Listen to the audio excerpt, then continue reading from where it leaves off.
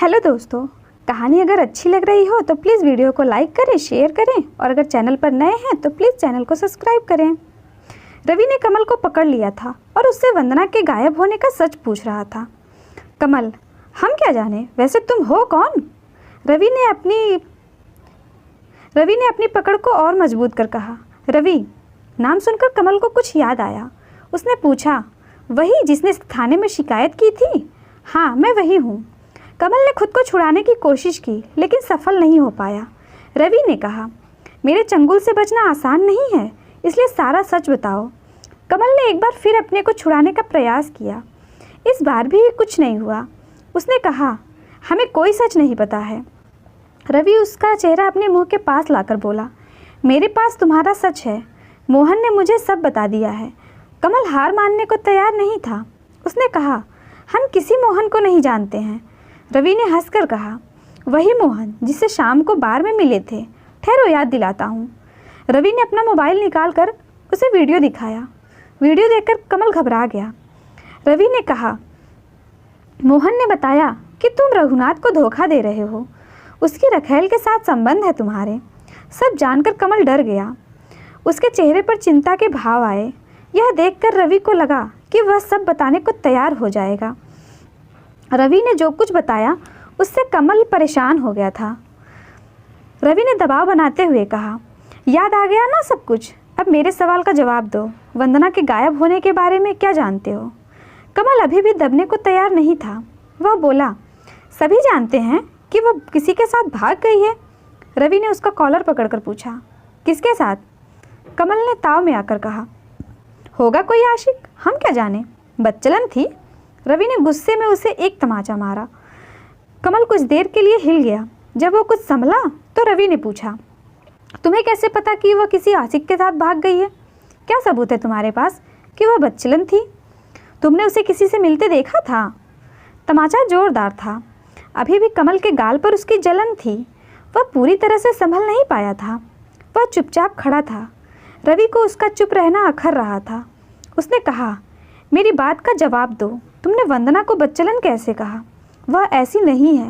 मैं सच जान कर रहूँगा, चाहे मुझे किसी का कत्ल ही क्यों ना करना पड़े। कमल जानता था कि रवि वंदना को चाहता है, उससे शादी करने वाला था, पर रघुनाथ ने बीच में कूदकर गड़बड़ कर दी। लेकिन रवि एक सच्चा आशिक है। अपने प्यार को मुसीबत में देखकर उससे रहा नहीं गया। उसकी मदद के लिए आ गया। इस बात से कमल के दिल में कुछ हुआ। उसने आसपास नज़र दौड़ाई। सुनसान सड़क थी। कहीं ऐसी जगह नहीं थी कि बैठकर बात की जा सके। रवि अधीर हो रहा था। उसने एक बार फिर कमल को धमकाया। कमल ने कहा, बताएंगे, पर इस तरह खड़े खड़े बात नहीं हो सकती है। कहीं चलकर बात करते हैं। अचानक इस तरह से कमल का सुर बदल लेना रवि को अजीब लगा। कमल समझ गया। उसने कहा, हम भी तुम्हारी तरह आशिक हैं, पर तुम्हारी तरह ना तो हिम्मत है हमें, ना ही जुनून। हम अपने प्यार को रघुनाथ से बचा नहीं पाए। वह उसकी रखेल बनी हुई है। उससे मिलते हैं, ये बात रघुनाथ को ना पता चल जाए, इसके लिए मोहन को पैसे देते हैं। तुम्हारे थप्पड़ ने अंदर सोया कुछ जगा दिया। चलो हमारे पीछे पीछे आओ, सब बताते हैं। रवि को उसकी बात सुनकर उस पर विश्वास जागा। कमल ने अपनी मोटरसाइकिल उठाई। रवि भी अपनी मोटरसाइकिल की तरफ बढ़ गया। रवि कमल के पीछे पीछे चल रहा था। वह एक मकान के सामने आकर रुके। छोटा सा मकान था। कमल ने अपनी मोटरसाइकिल बाहर बरामदे में खड़ी कर दी। रवि ने भी वैसा ही किया। उसने दरवाज़ा खटखटाया। एक बूढ़ी औरत ने दरवाज़ा खोला। दोनों भीतर चले गए। बूढ़ी औरत ने रवि की तरफ देखा, फिर कमल से बोली, खाना ले आऊं? कमल ने रवि की तरफ देखा। उसने सर हिलाकर मना कर दिया। नहीं अजिया, आप जाकर सो जाइए। बूढ़ी औरत चली गई। कमल रवि को एक कमरे में ले गया। उसने कमरे का बल्ब जलाया। एक साधारण सा कमरा था। दीवारों पर आसमानी रंग था जो कई जगह से उतर गया था। एक जगह तो दीवार का प्लास्टर भी उखड़ा हुआ था। दाईं तरफ दीवार पर एक खुली हुई अलमारी बनी थी। उसमें कुछ कपड़े और सामान रखा था। उसके पास ही दीवार पर एक फ़ोटो फ्रेम टंगा था। रवि उसे ध्यान से देख रहा था। फोटो में एक महिला और पुरुष खड़े हुए थे। पुरुष की शक्ल कमल से मिल रही थी। कमल ने कहा, ये हमारे माता पिता की फ़ोटो है, दोनों ही अब नहीं हैं। रवि ने पूछा। वो जो बाहर मिली थी तुम्हारी दादी हैं? वैसे तो कोई रिश्ता नहीं है, हमारी देखभाल के लिए साथ रहती हैं। हम उन्हें अजिया कहते हैं। कमल ने पास पड़ी प्लास्टिक की कुर्सी उसकी तरफ बढ़ाकर कहा, बैठ जाओ। रवि बैठ गया। कमल भी पास पड़े तख्त पर पालथी मारकर बैठ गया। रवि ने कहा, अब सच सच बताओ कि वंदना कहाँ गई? कमल ने कहा, वंदना कहाँ गई यह तो पता नहीं है, पर इतना पक्का है कि उसके गायब होने में रघुनाथ का हाथ है। कमल ने जो कहा उसमें कुछ नया नहीं था। रवि भी ये बात जानता था। वह चिढ़ कर बोला, ये बात तो मुझे भी पता है, यही बताने के लिए लाए थे। नहीं, वंदना के गायब होने से पहले भी उसके साथ बहुत कुछ हुआ था, वह बताने के लिए यहाँ लाए हैं। कमल की बात ने रवि की उत्सुकता बढ़ा दी थी।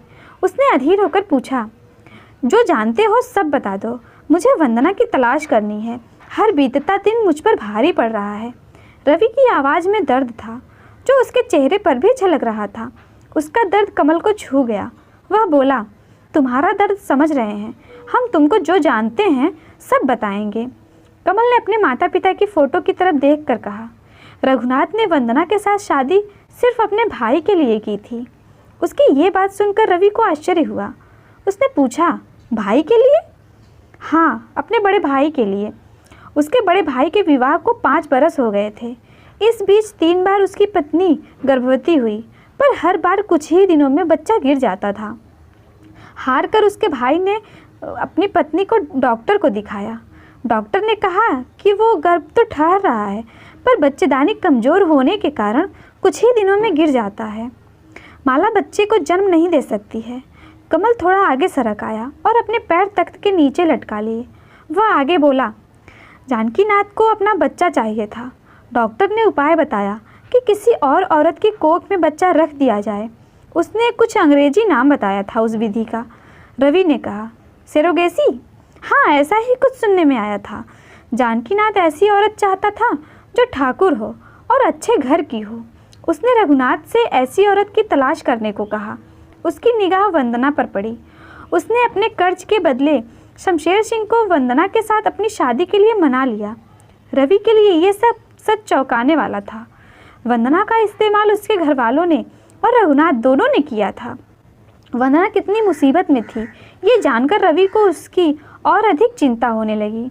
उसने कमल से कहा, इसलिए ही शादी के बाद लगभग 1 साल तक वंदना कानपुर में थी। हाँ, तुमको कैसे पता? वंदना के भाई ने बताया था कि वह अपनी जेठानी की देखभाल करने गई थी, क्योंकि उन्हें बच्चा होने वाला था। हाँ, पर बच्चा वंदना की कोख से हुआ था। लोगों को पता ना चले, इसलिए माला और वंदना को लेकर जानकीनाथ कानपुर से दिल्ली चले गए। बच्चा होने तक दोनों औरतें वहीं रही। जानकीनाथ बीच बीच में उन्हें देखने के लिए चले जाते थे। रवि कुछ देर तक चुप रहा। उसके दिमाग में एक बात चल रही थी। उसने कमल से पूछा, वंदना इस सब के लिए तैयार कैसे हो गई? वो तो हम नहीं जानते हैं, ज़रूर उसे मजबूर किया गया होगा। हमें तो ये सब बाद में पता चला। बाद में कब? बता रहे हैं, प्यास लग रही है, ज़रा पानी पी लें। कमल उठकर पानी पीने चला गया। रवि ने घड़ी देखी, 11:15 बज रहे थे। इन दिनों अक्सर वह देर से घर लौटता था। रज्जो उसके पहुंचने से पहले दरवाज़ा खोलती थी। रवि सोचने लगा कि अब 12 दिन होने को आए, पर अभी तक वो सुराग नहीं मिला था जिसके बल पर आगे बढ़ा जा सके। उसने मन ही मन ईश्वर से प्रार्थना की कि कमल से उसे आगे बढ़ने का कोई सुराग मिल सके। कमल कमरे में दाखिल हुआ। उसके हाथ में पानी का गिलास था। रवि को देते हुए बोला, हमें लगा तुमको भी प्यास लगी होगी। रवि ने पानी पी लिया। गिलास पकड़ाते हुए बोला, प्यासा था, पर आजकल किसी चीज़ का एहसास नहीं होता है। बस वंदना के बारे में ही सोचता हूँ। बस उसके बारे में छोटा सा भी सुराग मिल जाए तो मैं उसे खोजने के लिए ज़मीन आसमान एक कर दूँगा। कमल ने गिलास वहीं मेज पर रख दिया, जाकर तख्त पर पालथी मारकर बैठ गया। उसने आगे बताया, एक दिन जब वंदना दिल्ली में थी तो चंदन नाम का एक आदमी रघुनाथ से मिलने आया था। शराब पीते हुए उसने सारी बात उसे बताई थी। हम दूसरे कमरे में खड़े कान लगाकर सुन रहे थे। तब रघुनाथ ने एक बात और कही थी। कौन सी बात? उसने चंदन से कहा कि भाई साहब का काम तो हो गया, पर अब वंदना उसके गले आ पड़ेगी, किसी तरह उससे छुटकारा मिले। तब चंदन ने कहा था कि वह कोई उपाय बताएगा। चंदन ने क्या उपाय बताया? हमें नहीं पता, लेकिन हो सकता है कि वंदना के गायब होने में उसका हाथ हो। रवि को लगा कि हल्की सी ही सही पर उम्मीद की किरण दिखी है। उसने कहा, तुम बता सकते हो कि चंदन कहाँ मिलेगा? वैसे तो उसका कोई ठिकाना नहीं है, पर एक जगह है जहाँ वह अक्सर जाता है। रवि ने उत्सुकता से पूछा, कौन सी जगह? मुस्कान के पास। कानपुर के जमीला का कोठा है। मुस्कान वहीं धंधा करती है। उसका आशिक है चंदन। रवि के मन में जैसे अचानक एक नई ऊर्जा का संचार हो गया। वह उठकर खड़ा हो गया। कमल से हाथ मिलाकर बोला, थैंक यू, तुमने मेरी बहुत मदद की है। अभी तक सिर्फ अंधेरा ही अंधेरा था, अब लग रहा है जैसे धुंधली सी उम्मीद दिखाई पड़ रही है। कमल उठकर खड़ा हो गया। रवि ने उसे गले लगा लिया। कमल बोला, तुम्हारी मदद करके हम अपने दर्द को कुछ कम करना चाहते हैं। हमारे पिताजी रघुनाथ के पिता के नौकर थे, हम रघुनाथ के नौकर हो गए। बिना सही गलत सोचे उसके ना जाने कितने काम किए हैं। उसके लिए अपनी प्रेमिका को भी छोड़ दिया। हो सकता है कि तुम्हारी मदद कर हमारे भी कुछ पाप धुल जाएं। रवि ने उसे एक बार फिर धन्यवाद दिया और वहाँ से चला गया। घर पहुँचते पहुँचते रात के करीब 1 बज गए थे। रवि ने मोटरसाइकिल दरवाजे पर रोकी। चारों तरफ सन्नाटा था। गांव में कुत्तों के भौंकने की आवाज़ आ रही थी। उसने रज्जो को मिस कॉल देने के लिए फ़ोन निकाला ही था कि दरवाज़ा खुल गया। सामने अपने पापा को खड़ा देखकर उसे शर्मिंदगी हुई। उसने मोटरसाइकिल अंदर ले जाकर खड़ी कर दी। जब वो आंगन में आया तो शिवदयाल वहीं चारपाई पर बैठे थे। रवि ने सकुचाते हुए कहा, आप इतनी देर तक क्यों जगे थे? शिवदयाल ने गंभीर आवाज़ में कहा, तुमको क्या लगता है कि रोज़ केवल रज्जो ही जगती है तुम्हारे लिए? मैं, तुम्हारी अम्मा, महेश सब तब तक जागते हैं जब तक तुम घर नहीं आ जाते हो। उनकी बात सुनकर रवि को दुख हुआ। उसके साथ साथ उसके घर वालों को भी परेशानी उठानी पड़ रही थी। वह अपने पापा के पास बैठ गया। शिवदयाल ने आगे कहा, यह समझाना तो फिजूल है कि सब छोड़कर अपने काम पर लगो। अब तो बस यही प्रार्थना है कि भगवान उस लड़की का पता चलवा दे ताकि हमारी चिंता भी खत्म हो। शिवदयाल उठकर कमरे में चले गए। प्रभा देवी रवि के पास आकर बोली, बेटा क्यों इस तरह अपने आप को बर्बाद कर रहे हो? जब पुलिस में शिकायत कर दी है तो वो लोग काम करेंगे अपना। तुम नहीं जानते तुम्हारे पापा कितने तनाव में रहते हैं। अम्मा, मैं भी जानबूझकर आप लोगों को तकलीफ़ नहीं दे रहा हूँ, लेकिन सच मानो मैं वंदना को खोजे बिना कभी भी चैन से नहीं रह पाऊँगा। मुझे मेरी कोशिश कर लेने दो। प्रभा देवी अपने बेटे की तकलीफ़ को समझती थी। वह उसके प्यार की गहराई को जानती थी। मन ही मन उस पर गर्व भी करती थी, पर इस बात से भी डरती थी कि अगर वंदना नहीं मिली तो वह टूट जाएगा। उन्होंने मन ही मन ईश्वर से प्रार्थना की। रज्जो ने आकर कहा, भैया चलकर खाना खा लो, भूख नहीं है। कहकर रवि जाने लगा तो प्रभा देवी ने उसका हाथ पकड़कर रोक लिया। वह बोली, अगर इतना कठिन काम हाथ में लिया है तो शरीर का भी ध्यान रखना पड़ेगा, जाकर खाना खा लो। प्रभा देवी भी अपने कमरे में चली गई। रवि रज्जो के साथ रसोई में चला गया। खाना खाते हुए रवि ने पास बैठी रज्जो की तरफ देखा। वह बहुत थकी हुई लग रही थी। आंखों में नींद भरी हुई थी। उसे बुरा लगा। उसने कहा, मेरी वजह से तुम भी परेशान होती हो, जाओ जाकर सो जाओ, मुझे अब कुछ नहीं चाहिए। लेकिन रज्जो वैसे ही बैठी रही। रवि ने फिर कहा, मुझे कुछ नहीं चाहिए, मैं खाकर बर्तन रख दूंगा, तुम जाओ। रज्जो बैठी रही। रवि की तरफ देखकर बोली, जानते हो भैया, उस दिन मैंने गलती से तुम्हें वंदना के गायब होने की खबर नहीं दी थी। रवि खाना खाते हुए रुक गया। रज्जो आगे बोली, मैं जानती हूँ कि आप उसे कितना प्यार करते हैं। उसने शादी से मना कर दिया, फिर भी आपके मन में उसके लिए कोई शिकायत नहीं थी। बाद में सतीश भैया से पता चला कि वंदना ने मजबूरी में रघुनाथ से शादी की थी। जब अचानक उसके भाग जाने की खबर फैली तो मुझे लगा कि उसके साथ कुछ गलत हुआ है। पहले मैं ये सोचकर नहीं बोली कि आपको तकलीफ़ होगी, लेकिन बाद में मुझे लगा कि एक ना एक दिन तो आपको पता चल ही जाएगा, तब शायद आपको और अधिक तकलीफ़ हो। इसलिए मैंने आपको वंदना के गायब होने की बात बता दी। रज्जो की बात सुनकर रवि की आंखें भर आई। रज्जो उठकर उसके पास आकर बैठ गई। उसके सर पर प्यार से हाथ फेरकर बोली, मुझे पूरा यकीन है कि तुम वंदना को ज़रूर ढूंढ लोगे। रवि ने अपनी बहन को गले लगा लिया। तुम छोटी हो पर मेरे मन को कितनी अच्छी तरह समझती हो। रज्जो ने पूछा, भैया कुछ पता चला? अभी कुछ खास नहीं, पर कल मुझे कानपुर के लिए निकलना है। शायद वहाँ कुछ पता चल जाए। रवि ने अपना खाना खत्म किया और सोने चला गया। शिवदयाल अपने कमरे में बेचैन से टहल रहे थे। प्रभा देवी उन्हें समझाने की कोशिश कर रही थी, लेकिन आज वह कुछ अधिक ही परेशान थे। उन्होंने प्रभा देवी से कहा, तुम कहती हो कि धीरज रखूं, पर कैसे और कब तक? कब तक रवि अपनी जीत पर अड़ा रहेगा? कैसे उसे अपना सर्वनाश कर लेने दूं? मैं अभी जाकर उससे बात करता हूँ। शिवदयाल अपने कमरे से निकलकर आंगन में आए तो रवि छत पर जा रहा था। वह भी उसके पीछे छत पर चले गए। उन्हें देखकर रवि ने कहा, पापा आप अभी तक सोए नहीं? जिसका जवान बेटा दर दर भटकता फिर रहा हो, उसे नींद कैसे आएगी? मैं कहने आया हूँ कि बहुत कर ली तुमने अपनी मनमानी, अब और नहीं। तुम कल ही चुपचाप दिल्ली जाकर अपनी ड्यूटी ज्वाइन कर लो। अपने पापा का फैसला सुनकर रवि परेशान हो गया। वह कुछ कहता उससे पहले ही शिवदयाल ने कहा, अब कोई बहस नहीं। अगर तुमने मेरा फैसला नहीं माना तो समझ लेना कि जीते जी मैं तुम्हारे लिए मर गया। शिवदयाल अपनी बात कहकर नीचे चले गए। रवि चारपाई पर लेट गया। उसके पापा ने उसे धर्म संकट में डाल दिया था।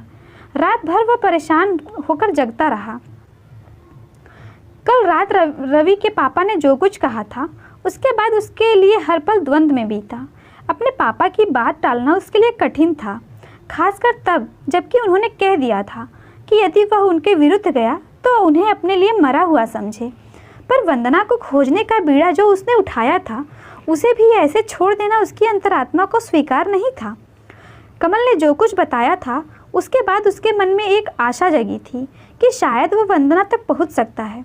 जो भी रात बची थी उसने आंखों में ही काट दी थी। अंततः उसने निर्णय लिया था कि वह अपना प्रयास करके देखेगा। अगर चंदन से कोई जानकारी नहीं मिल पाई तो फिर अपने पापा के कहे अनुसार चुपचाप अपनी ड्यूटी पर लौट जाएगा।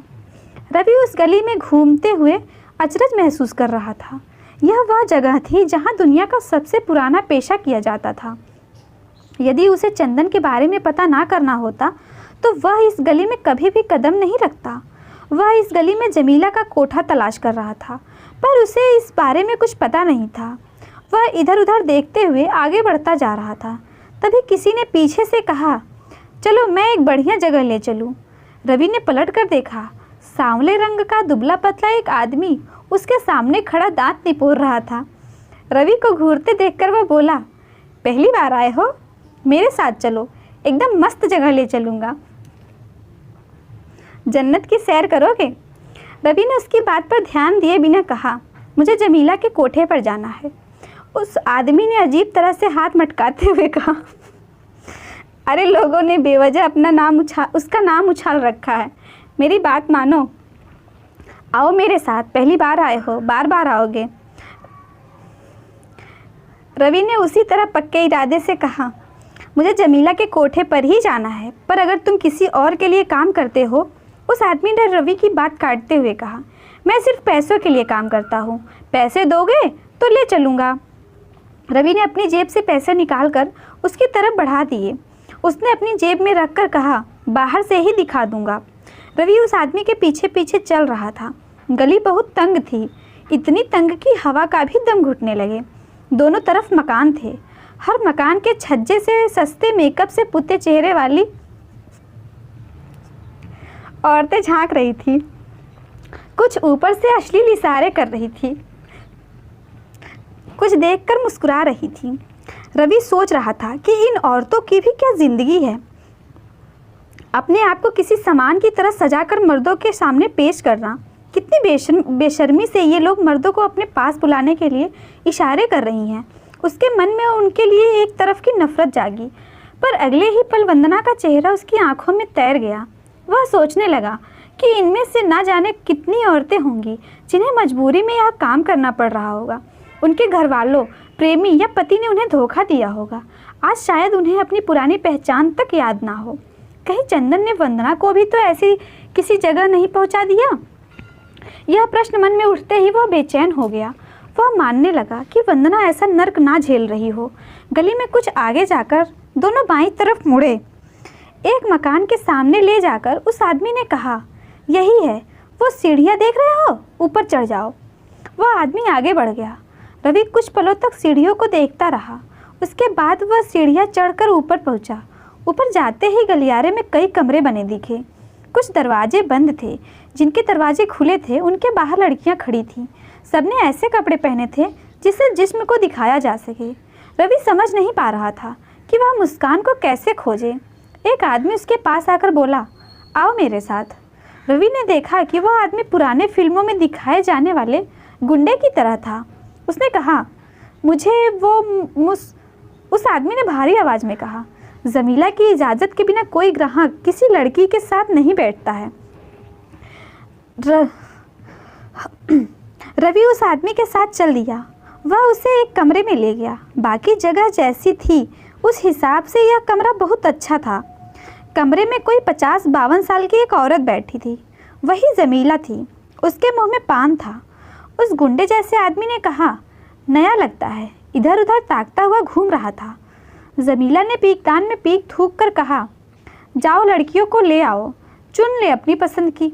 वह गुंडे जैसा दिखने वाला आदमी हिलता उससे पहले ही रवि ने कहा, मुझे मुस्कान से मिलना है।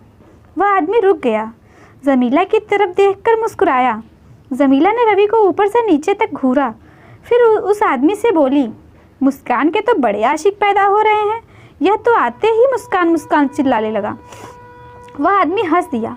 पान मसाले से सने उसके गंदे दांत बाहर निकल आए।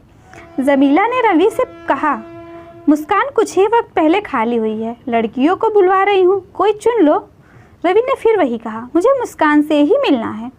जमीला ने अपने गाल पर हाथ रखकर कहा, तौबा ऐसी दीवानगी। फिर गुस्से से बोली, शादी करेगा मुस्कान से? वो तो मैं करने नहीं दूंगी। बाकी सारी लड़कियां एक जैसी ही हैं। रवि भी पहले जैसी दृढ़ता से बोला, मुस्कान के अलावा कोई नहीं।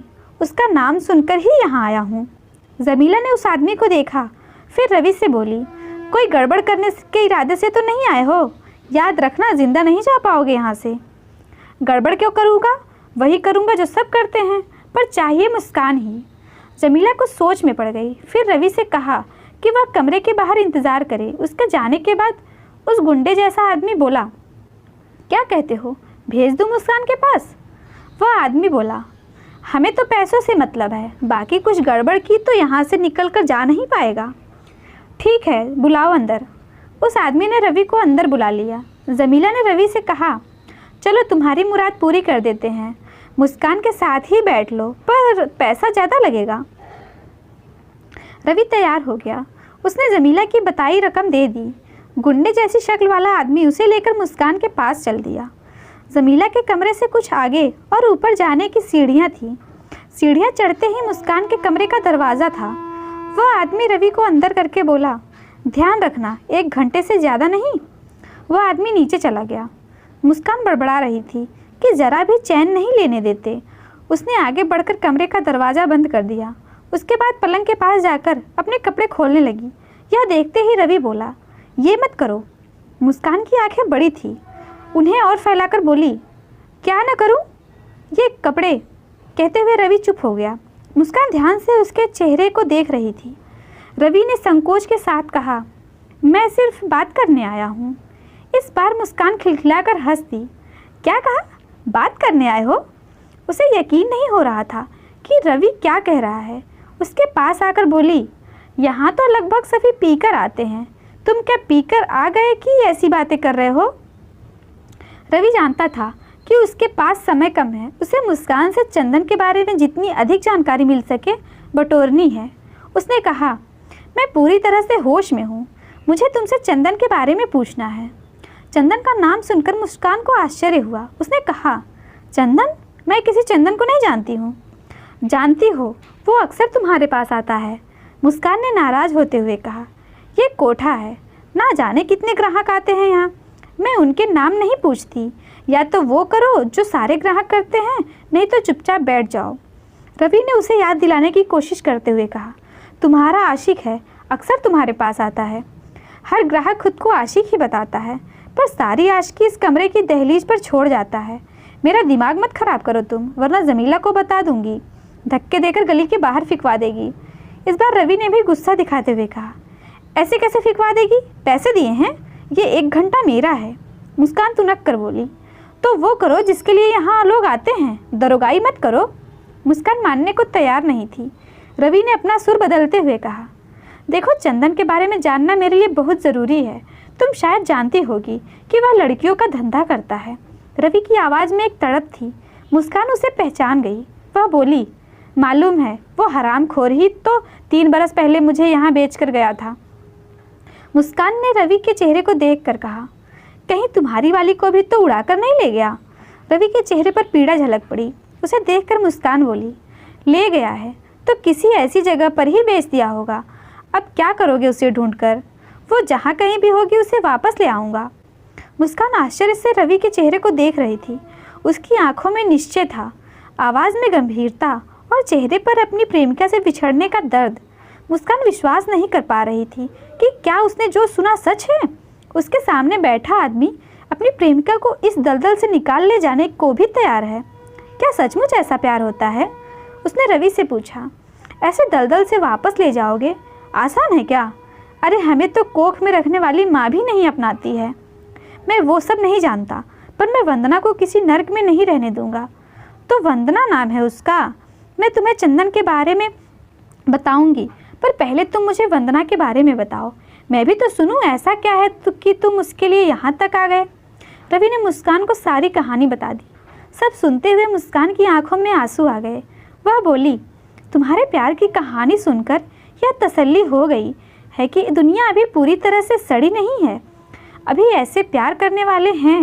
अब तुम्हारी कहानी याद करके ही इस नर्क को भोग लिया करूँगी। रवि ने कहा, अब तो मुझे चंदन के बारे में बताओ।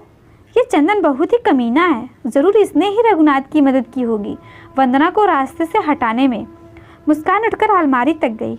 वहाँ उसका फ़ोन रखा था। उसे लेकर वापस आकर बैठ गई। ये फ़ोन चोरी से उसने ही मुझे गिफ्ट किया था।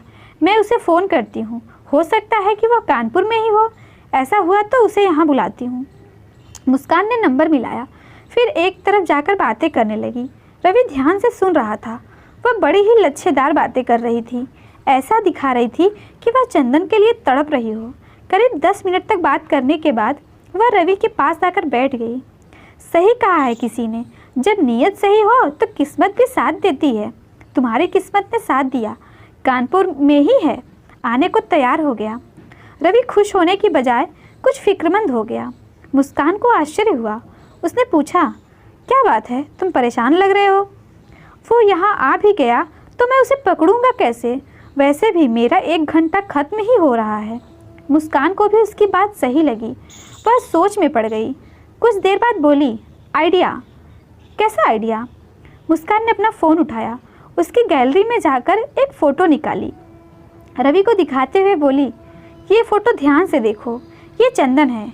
जब यहाँ आता है तो गली के बाहर जो पान की दुकान है वहाँ से अपना स्पेशल पान ज़रूर खाता है। तुम वहीं इसे दबोच लेना। पैसों का लालची है, अगर तुम चालाकी से इसे पैसों का लालच दोगे तो जाल में फंस जाएगा। रवि ने ध्यान से चंदन की फ़ोटो देखी, उसे अपने दिमाग में बैठा लिया। तभी बाहर से दरवाजे पर दस्तक हुई।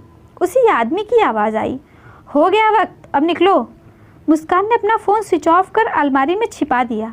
रवि ने उसका धन्यवाद दिया, फिर अपनी जेब से पैसे निकाल कर उसके सामने बिस्तर पर रख दिए। मुस्कान ने कहा, पैसे क्यों? जमीला ने तो पहले ही धरा लिए होंगे। ये तुम्हारे लिए है। मुस्कान ने पैसे उठाए और वापस रवि को पकड़ाते हुए कहा, इस बाज़ार में बिकने के लिए बैठी हूँ, पर अंदर की औरत अभी ज़िंदा है।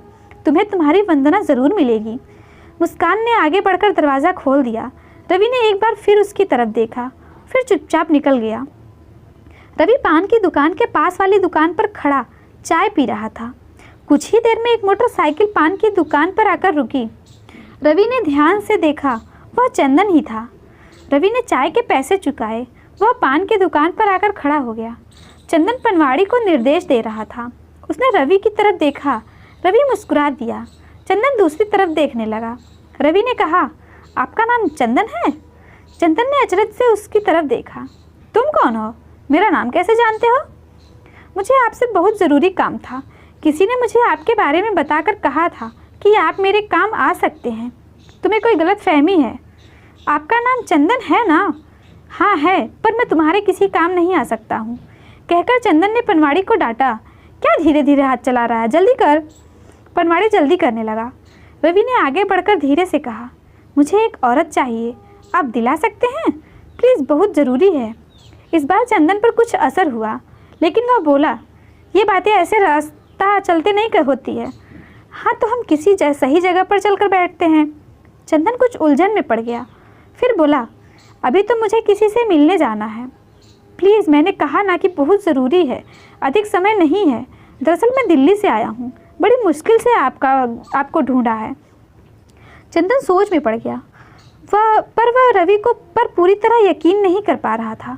रवि ने कहा, मेरे पास बजट की कमी नहीं है, बस औरत देखने में अच्छी होनी चाहिए, लगे कि अच्छे घर की है।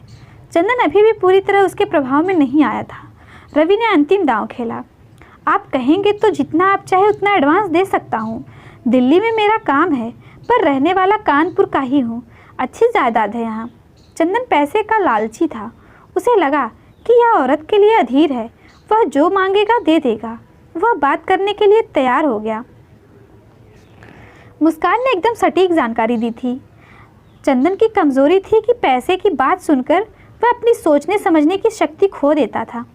उसने यह भी नहीं सोचा कि मेरे सामने एक ऐसा शख्स खड़ा है जिसके बारे में वह कुछ भी नहीं जानता है। उसने यह भी जानना चाहा कि उसे किसने भेजा है।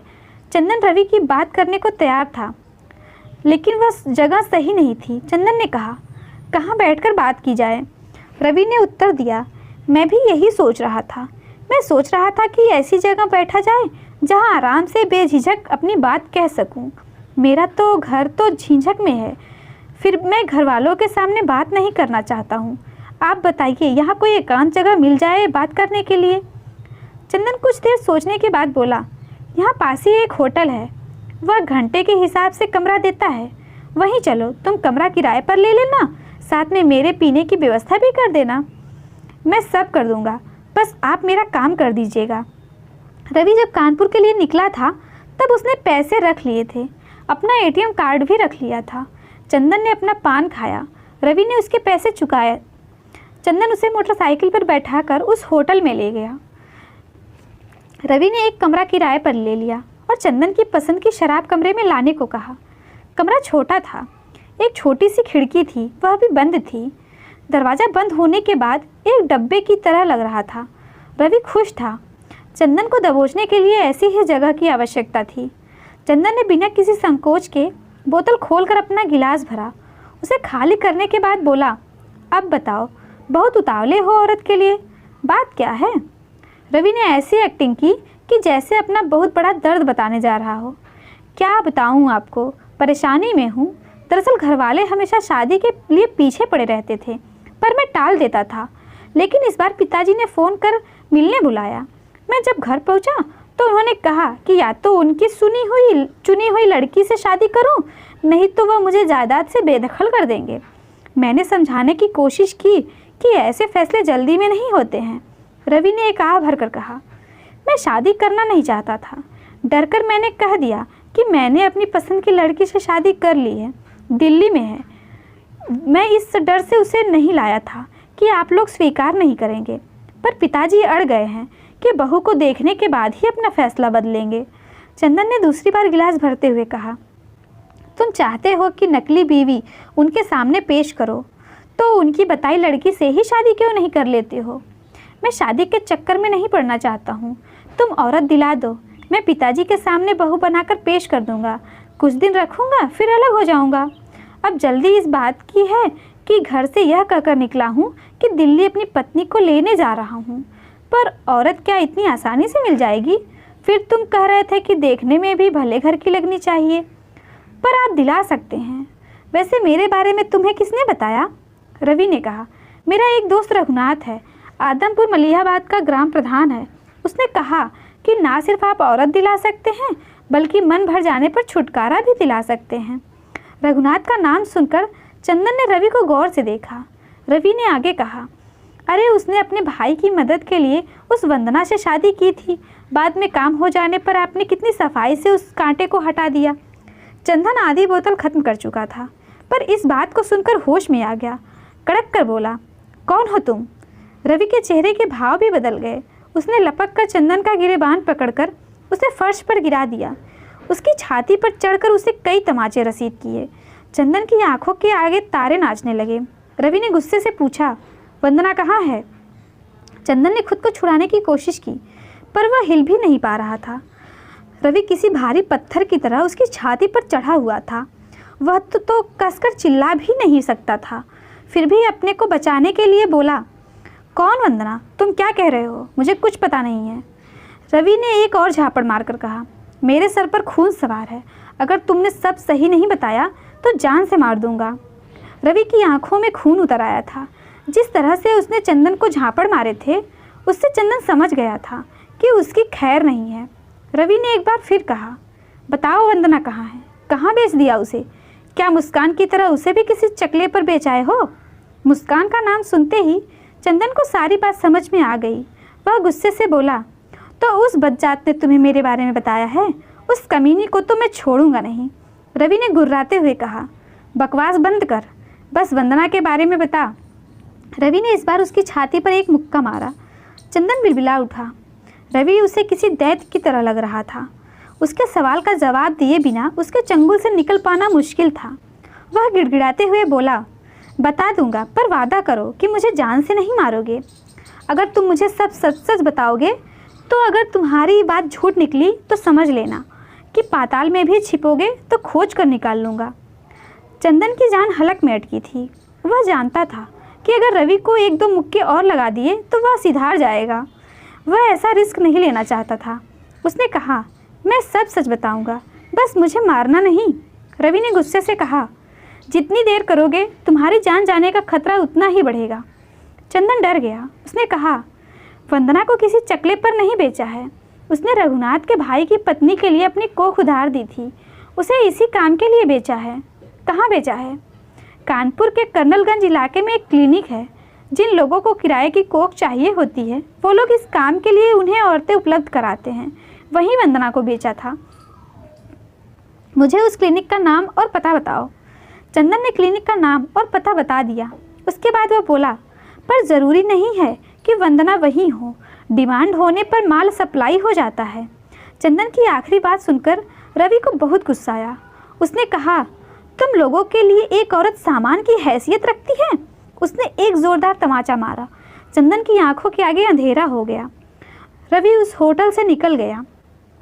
रवि कर्नलगंज थाने में बैठा था। पुलिस ने क्लिनिक पर छापा मारकर कुछ लोगों को गिरफ्तार कर लिया था। चंदन भी पुलिस की हिरासत में था। उसने कबूल कर लिया था कि उसने वंदना और कई औरतों को क्लिनिक के गिरोह को बेचा था। होटल के कमरे से ही रवि ने सबसे पहले आदमपुर के एसएचओ नीलांबर अवस्थी को फ़ोन कर सारी बात बताई थी। उसने कहा कि वह कर्नलगंज के संबंधित थाने के अधिकारी को कहे कि वह उसकी मदद करे। एसएचओ ने उसकी बात मानकर कर्नलगंज थाने में बात की। कुछ मिनटों में पुलिस उस होटल में पहुंच गई। चंदन को गिरफ्तार कर लिया गया। उसकी मदद से क्लिनिक पर छापा मारकर बाकी लोगों को भी गिरफ्तार कर लिया। 2 औरतों को भी बचाया गया, लेकिन उनमें वंदना नहीं थी। पूछताछ में पता चला कि एक औरत को गुरुग्राम भेजा गया है। रवि ने अपने मोबाइल पर वंदना की फ़ोटो दिखाई। उन लोगों ने बताया कि यह वही औरत है, पर गुरुग्राम में किसके पास गई इसका पता उन्हें नहीं था। उनके पास मैसेज आया था कि गुरुग्राम में किसी को सेरोगेसी के लिए एक औरत चाहिए। उन्होंने तीनों औरतों की डिटेल भेजी थी, पर उन्हें वंदना पसंद आई। उन लोगों को पेमेंट मिल गया। एक आदमी वंदना को अपने साथ लेकर चला गया। वह कौन था किसी को नहीं पता। पुलिस ने क्लिनिक के मालिक और बाकी सब पर केस दर्ज कर दिया। रवि ने एक बड़े रैकेट का पर्दाफाश किया था। इसके लिए पुलिस ने उसकी बहुत तारीफ की, लेकिन रवि ने उनसे कहा कि वह मीडिया को उसके बारे में ना बताएं। चंदन की गवाही पर रघुनाथ को भी गिरफ्तार कर लिया गया। रवि अपने घर लौटकर आया तो सारे गांव में यह चर्चा थी कि रघुनाथ ने वंदना से पीछा छुड़ाने के लिए उसे बेच दिया था। हर कोई रघुनाथ को कोस रहा था, गालियां दे रहा था। दूसरी तरफ हर कोई रवि की तारीफ कर रहा था कि उसने वंदना पर लगा कलंक मिटा दिया। जब रवि घर पहुंचा तो शिवदयाल ने उसे गले लगाकर उसे शाबाशी दी। उन्होंने कहा कि उन्हें उस पर फख्र है। उसने अपने प्यार को सच्चा साबित कर दिया। अब पुलिस वंदना को भी खोज लेगी। रवि सबका हीरो बनकर उभरा था, पर वंदना के बारे में अभी भी कुछ पता नहीं चला था। यह बात उसे मन ही मन परेशान कर रही थी। सतीश बगल वाले चबूतरे पर विचार मग्न बैठा था। रवि उसके सामने इधर से उधर टहल रहा था। सतीश ने कहा, बैठ जाओ भाई, इस तरह टहलने से क्या होगा। रवि आकर उसके पास बैठ गया। वह समझ नहीं पा रहा था कि क्या करे। एसएचओ नीलांबर ने उम्मीद जताई थी कि उनकी टीम गुरुग्राम पुलिस के साथ मिलकर वंदना को जल्दी ही खोज लेगी, इसलिए रवि रुक गया था। पर 12 दिन बीत जाने के बाद भी कुछ सफलता नहीं मिली थी। रवि की 1 महीने की छुट्टी खत्म होने में सिर्फ 4 दिन बचे थे। वह इसी बात को लेकर परेशान था। उसने सतीश से कहा, यार मुझे उसी समय गुरुग्राम चले जाना चाहिए था, मैं बेकार में सबकी बातों में आ गया। सतीश ने समझाते हुए कहा, तुमने इतना कुछ पता तो कर लिया था, अब बाकी काम पुलिस कर लेगी। नहीं यार, गलती हो गई मुझसे। पहले भी अगर सिर्फ पुलिस के भरोसे बैठा रहता तो क्या पता चल पाता कि वंदना को गुरुग्राम भेजा गया है। सतीश को उसकी बात ठीक लगी। वह बोला, बात तो तुम्हारी ठीक है, लेकिन यहाँ तुम्हारे पास कुछ सूत्र थे जिन्हें पकड़कर तुम आगे बढ़े। जैसे नवीन से तुम्हें पता चला कि रघुनाथ ने किस तरह वंदना पर शादी के लिए दबाव डलवाया। कमल ने तुम्हें मुस्कान और चंदन का पता चला। चंदन के जरिए उस क्लिनिक तक पहुँच गए जहाँ से वंदना को गुरुग्राम भेजा गया। लेकिन अब तो आगे बढ़ने का कोई सूत्र नहीं है, पुलिस को भी कोई सुराग नहीं मिला। पर यहाँ बैठे बैठे मैं हताश हो रहा हूँ, इसलिए मैंने तय कर लिया कि मैं दिल्ली चला जाऊँ, अपने हेडक्वार्टर में छुट्टी बढ़वाने की अर्जी दूँ। आगे छुट्टियाँ मिली तो ठीक, नहीं तो मैं रिज़ाइन कर दूँगा। रिज़ाइन करने वाली बात सतीश को जची नहीं। उसने कहा, कैसी बात कर रहे हो, नौकरी छोड़ दोगे तो आगे क्या करोगे। अभी मुझे वंदना के अलावा कुछ भी नहीं सूझ रहा है, आगे क्या करना है बाद में सोचूंगा। बहुत देर तक दोनों दोस्तों में इस बिंदु पर बहस होती रही, पर रवि अपना निर्णय बदलने को तैयार नहीं था।